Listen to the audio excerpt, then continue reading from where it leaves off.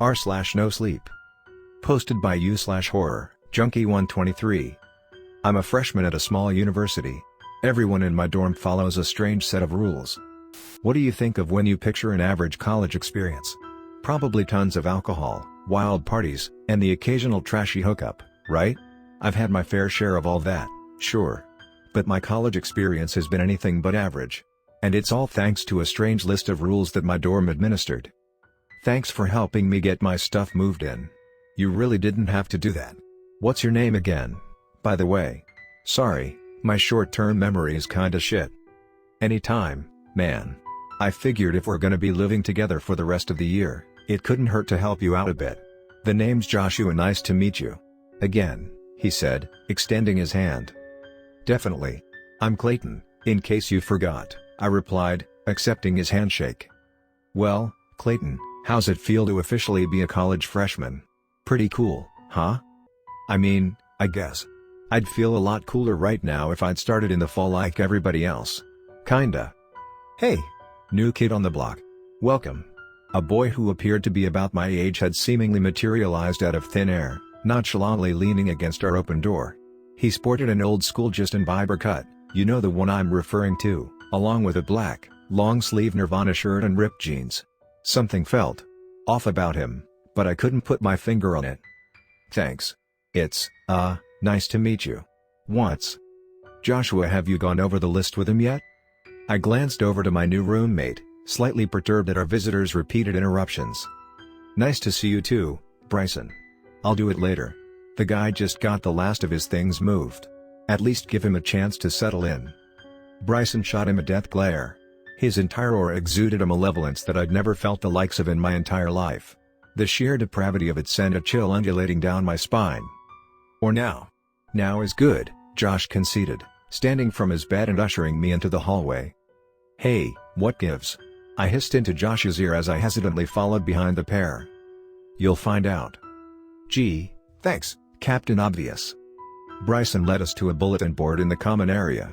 He dramatically pointed to it, his deep frown somehow even more pronounced than before. Josh, you know what to do. If I find out that you didn't explain everything to him, I'll... I know. You'll give me cement shoes and toss me in the river. Save your empty threats for the next guy, Josh retorted, pursing his lips. Bryson narrowed his beady eyes on Josh, his hands balled into fists. He gave him the once-over before ultimately deciding that it wasn't worth the trouble. Okay. I'll leave you to it, then, Bryson huffed, stomping away. Believe it or not, he's actually in a pretty good mood today, Josh said once Bryson was out of earshot. Really? I'd hate to get on his bad side, then. What was that all about, anyway? Josh sighed. Bryson is our RA, resident advisor, if you're not familiar with the lingo. He's in charge of going over the dorm rules with you, but I told him I'd do it instead. He'll get in huge trouble if you're not familiar with them, which is why he just graced us with his presence. Got it. Explain away, I guess. They're pretty self-explanatory, to be honest. They really only do this for the knuckleheads who can barely read. You can read, right? Yes, I can read. Great. So take a look over the rules and ask me if there's anything you get confused about. I'd recommend taking a picture of them if you've got your phone on you. Bryson might be an ass, but he's right about one thing. You need to read over these very carefully. They might seem strange, but it is extremely important that you follow the rules to a T. I could feel an ominous tension sweep through the atmosphere. Josh's sudden tone of severity was a stark contrast to his outgoing personality, and that frightened me. Got it. I'll read over them right now. Good. I'll be chilling in our room. Let me know if there's anything I can clear up. I flashed him a thumbs up as he shuffled back down the hall. Then, I pulled my phone out and snapped a picture of the yellowing, crumpled list tacked to the bulletin board. Josh wasn't kidding. Some of those rules were downright weird. Rules for Eaton Hall. 1. Smoking of any kind is strictly prohibited. 2. If the hallway lights start to flicker, and the walls ooze a dark green liquid, return to your room immediately and call the front desk. Do not come out until you receive the all clear. 3. Never leave your room between the hours of 2:13 a.m. and 3:26 a.m. The night janitor works on a tight schedule. You do not want to disturb him. 4. Alcohol and drug paraphernalia are not allowed under any circumstances. 5. If you receive a knock at your door from someone claiming to be the dorm electrician, politely inform him that the light in the communal restroom is broken. Do not open the door for him. We do not have a dorm electrician. 6. If a letter from Delia shows up in your personal mini fridge, tear it into small pieces and flush it down the toilet. Ensure that you do not read its contents. 7. If you come across human body parts for sale in the vending machines, do not panic.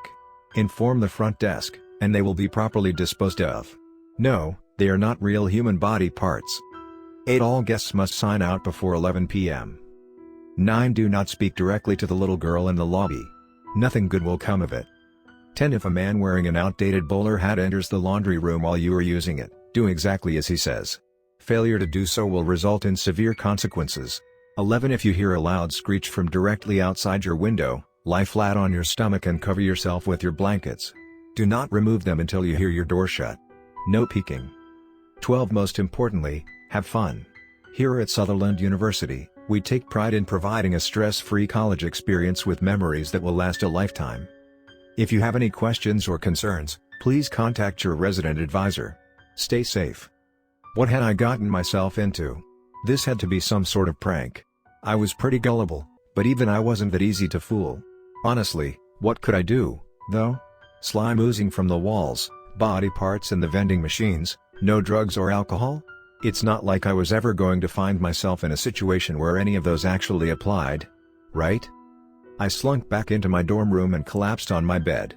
Josh glanced up from his phone for long enough to acknowledge my presence before returning to whatever media consumed his attention. Done reading the rules? Anything need clarification? He asked, his eyes still glued to the screen. Yeah. What kind of stupid prank are you trying to pull? There's no way I'm believing any of that is real. Not for a second. You and Bryson can take your dumb joke and shove it where the sun doesn't shine, I seethed, crossing my arms and turning toward the wall. Geez man, chill. I know the rules are pretty outrageous, and you probably won't even need most of them, but we didn't make them up. Still don't believe me? Here. Read this. It's from last semester. The school tried to have it buried online, but I saved it before they could, he said, tossing his phone to me. I tentatively picked it up and began reading the news article that Josh had pulled up. What I read made my blood run cold. The body of a 20-year-old college student was found in a dormitory bathroom early Tuesday morning. The victim, who is yet to be identified, was a resident of Eaton Hall at Sutherland University. A call came into the local police station at 4:53 a.m. reporting a student's body lying motionless in the shower. According to the report, the deceased was covered in a green slime-like substance. No other details have been made public at this time. If you have any information that could lead to an arrest, police urge you to call Crime Stoppers at 1-800-888-CASH. My jaw fell to the floor. I couldn't believe my eyes, but the evidence was right in front of me. The rules were real, and there were grievous consequences for breaking them. Sorry, I said, handing Josh his phone back. I used to get picked on a lot in high school, and I'd fall for stuff like that all the time. It's just such an insane thing to have to deal with. I didn't know. Hey, no worries. It's water under the bridge. I didn't believe it at first either. Once you have your first run-in, it'll wash away all doubts you still have, though. Josh shuddered, a chill rippling through his body. Just pray that your first encounter isn't with the janitor like mine was. I opened my mouth to speak, but the words caught in my throat. Assuming all of this wasn't just some massive ruse, I was in for a long semester.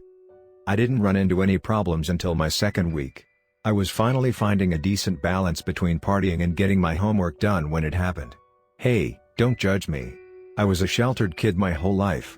Of course I was going to go buck wild the second I tasted an ounce of freedom.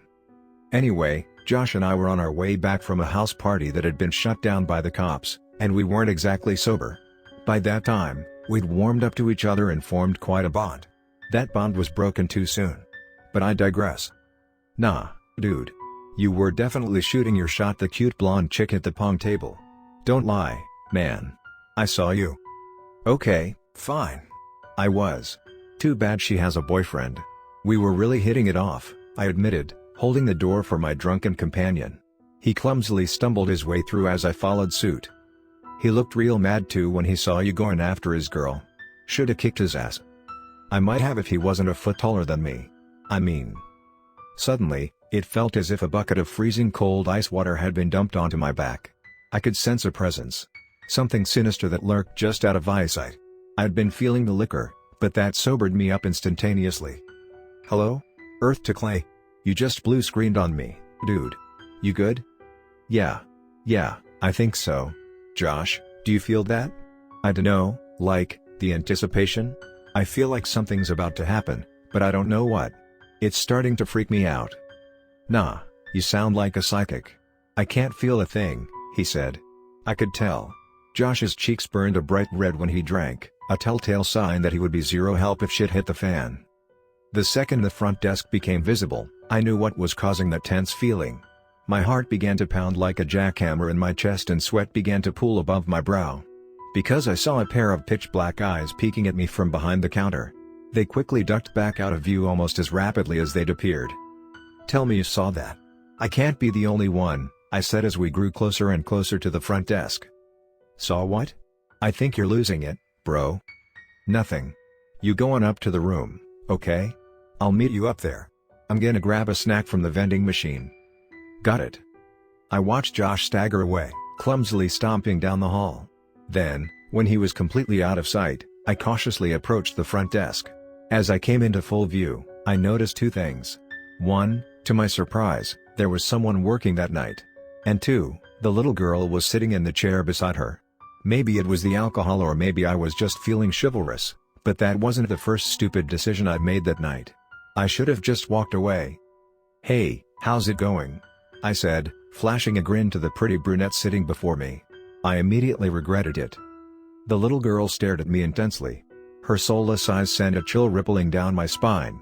She was even more terrifying up close. She looked like Wednesday Addams if she died and went to hell. Her face was deathly pale, framed by perfectly kept black braids. Her dress looked far outdated, and I could have sworn that I saw little flecks of blood spattered on her shoes. But her smile is what frightened me the most. Her lips were curled into a wicked grin, her decaying, yellow-brown teeth on full display for all to see. She'd obviously never heard of a toothbrush. "Oh, it's going all right," the RA said, snapping me from my trance. She didn't even bother to look up. "So, I was just wondering. What's the deal with you-know-who?" I whispered. "Oh, Clarissa? She's all bark and no bite. As long as you don't speak to her. That, and I think it goes without saying, but don't touch her either. She really doesn't like that." "And you don't care that she kind of just hangs out here all night?" I asked, glancing back at the motionless child. All the while, Clarissa had that same sinister grin plastered across her face. "I don't really mind. She's a pretty good deterrent for guys who try to hit on me," the girl snarled, finally meeting my gaze. Whoa. I wasn't trying anything. It's just that my curiosity got the better of me. Kara," I retorted, squinting to catch a glimpse at her name tag. "Well, curiosity killed the cat. Take that to heart," she advised, returning to her phone. "Yeah. Thanks," I said, turning to leave. But before I could, a low demented whisper caught my attention. It was quiet, barely audible even in the silent lobby, but I definitely heard what she said. "Do you want to hear a secret?" I locked eyes with the little girl, who somehow seemed to be smiling even wider than before. Her predatory glare sent adrenaline surging through my veins. Kara sighed, then looked up from her phone. "You can't speak directly to her, but you can nod your head yes or no, if you'd like. I'd advise against it, though. Whatever she has to say, it'll probably freak you out." A mental war raged on in my head. Was it really a good idea to communicate with that thing? Of course not. What was it that the rules said? Nothing good can come from speaking to her? I knew that I shouldn't. But again, my curiosity won out. I reluctantly nodded my head in acceptance. The little girl motioned for me to lean down to her level. I hesitantly did so. Clarissa cupped her hands around her mouth, her icy breath funneling into my ear canal. What she told me still gives me chills. "I'm the one who puts the bodies in the vending machines. And on that note, I'll be going to my room. Good night, Kara." She grumbled incoherently to herself, staring holes into her phone screen. Needless to say, I did not get much sleep that night.